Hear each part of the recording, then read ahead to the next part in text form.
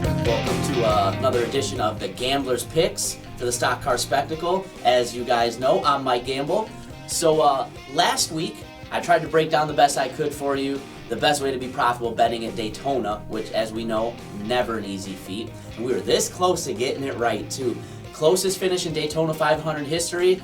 My best value pick was Ryan Blaney, and he finished second by the closest margin ever. So not a bad way to start the Gambler's Picks. So that being said, now we're going to move into our first mile-and-a-half track of the year. What we know about the mile-and-a-halves, we saw a lot from last year, and as we know, NASCAR really hasn't allowed the manufacturers, besides Chevy, to make too many changes to the bodies, to their parts, things like that with the new car coming next year. So basically, we can use last year as a pretty good determining factor as to what we might see this year. With that being said, let's get into some picks. So, how do we make our picks for a mile-and-a-half track like this? That's a paved track, isn't too rough. You kind of know what you're going to see.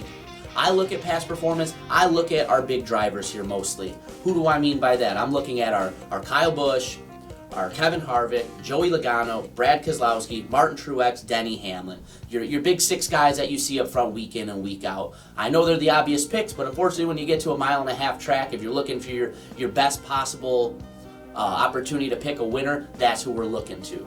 Then you dive a little deeper. I like to use the racing reference tools a lot myself. I started doing a little analysis on the last 5-10 races here.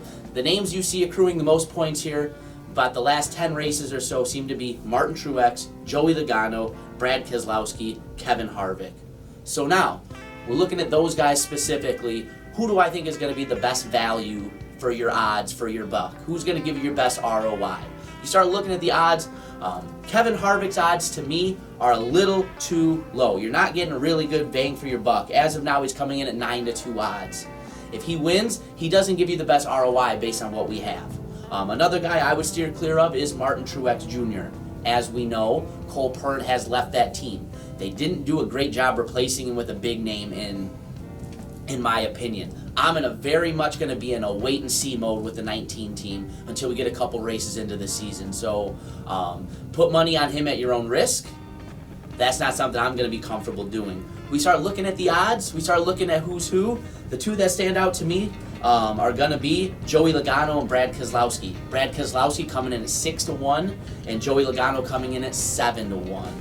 With that being said, my sure pick for the winner is going to be the 22 of Joey Logano at 7-1. I think he gives you the best bang for your buck out of the drivers who've had the best success here in Las Vegas in the past. So, as far as I'm concerned, that's who I'd be putting my money on as the 22. The Penske cars have been fast here as well. I think he's a great pick if you're really looking to pick a race winner. Now, if we're looking more for a long shot pick, two come to mind to me.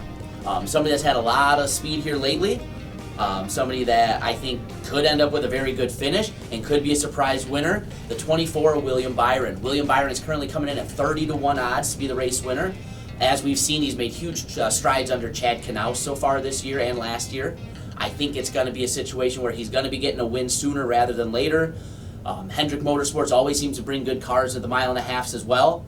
I think he's a very strong proponent to get that first win here, and I think he'd be a really good strong money play at 30-1. A little longer odds, which I found a real head scratcher when I was looking this one up.